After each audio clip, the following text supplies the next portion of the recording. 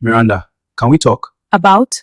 This case, the one with the victim, the rape case. Yes, I'm aware of it. What about it? I think you should consider stepping back, hand it over to someone else. Stepping back? David, this isn't just a trivial case. A young woman was violated. I can't I just... get it, I do. But hear me out. The defendant, he's from one of the wealthiest families in the city. And his lawyer, well, it's me. If you take this case, we're on opposite sides. Not just professionally, personally, it could ruin us. So, because it's uncomfortable for you, I should abandon justice?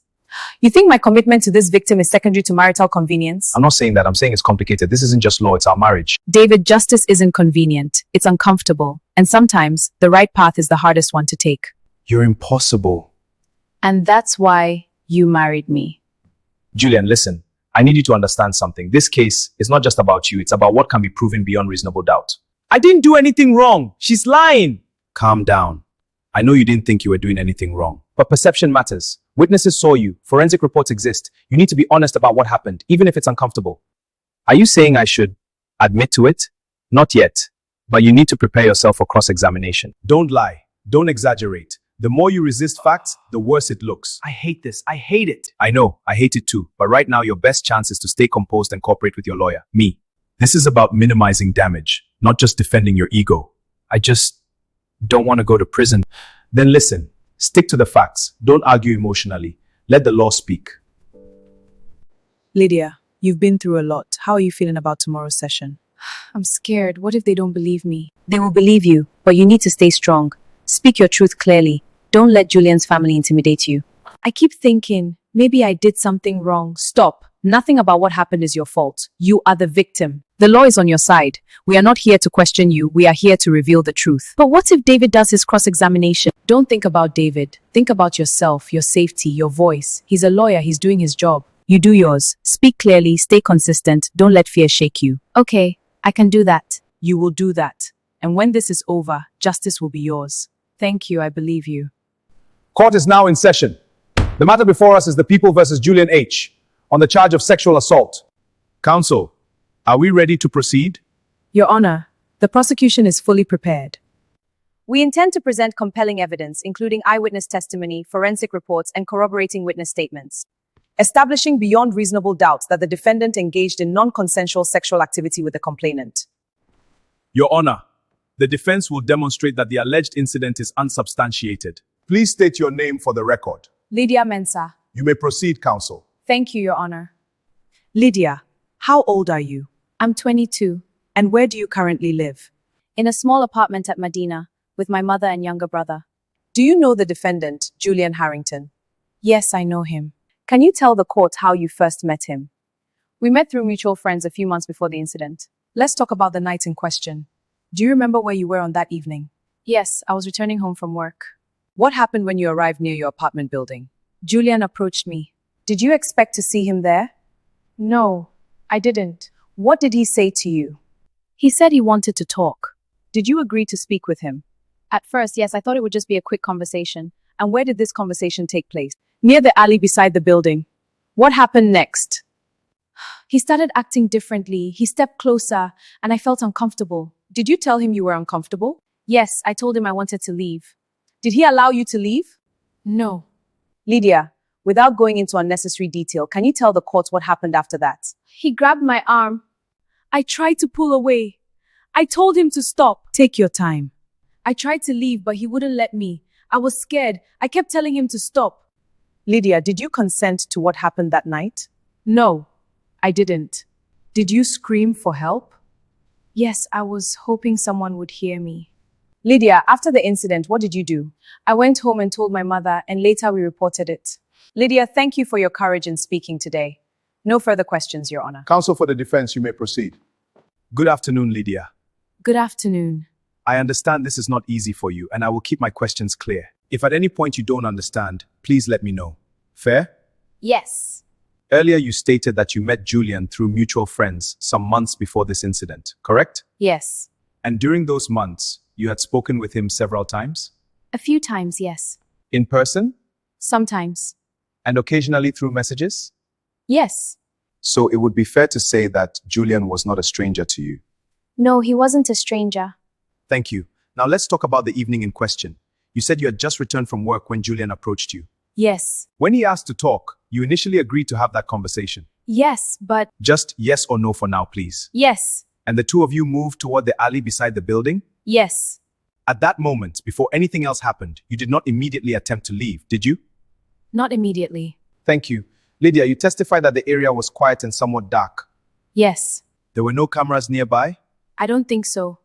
and no one else standing in the alley with you? No. So the interaction that followed occurred without any direct witnesses present in that alleyway, correct? Yes.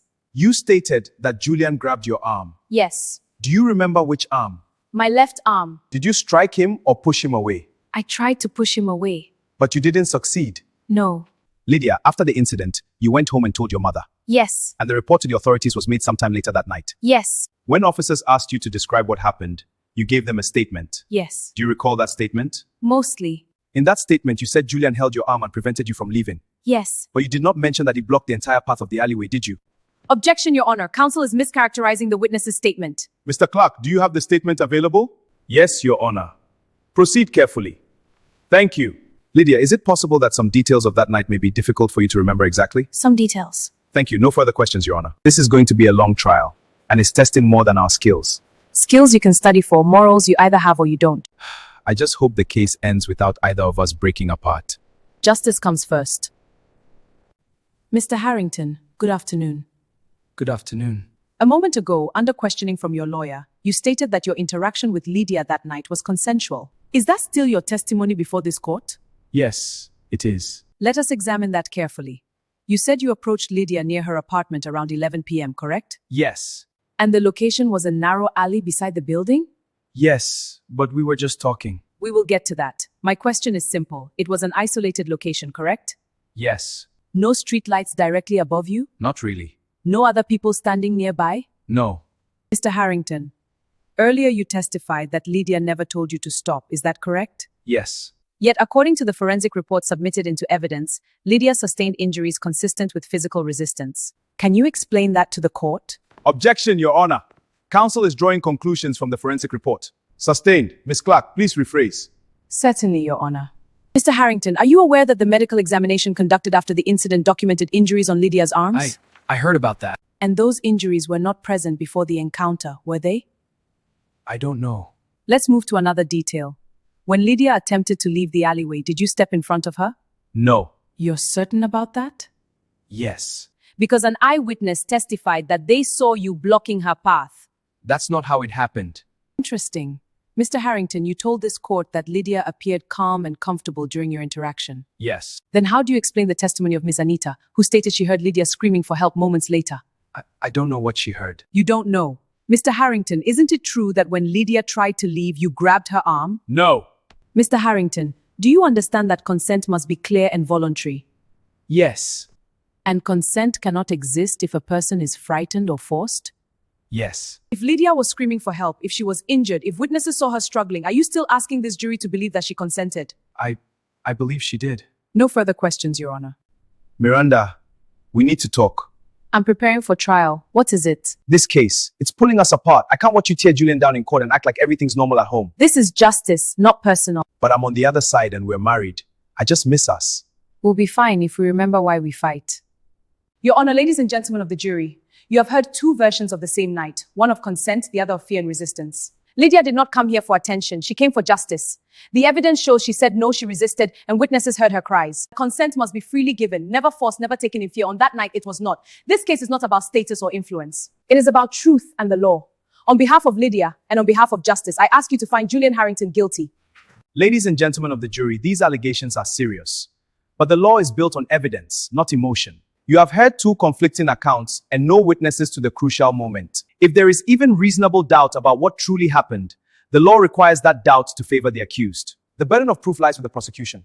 If guilt has not been proven beyond reasonable doubt, your duty is clear. Return a verdict of not guilty. Members of the jury, have you reached a verdict? We have, Your Honor. Please state your verdict. On the charge of sexual assault, we find the defendant guilty.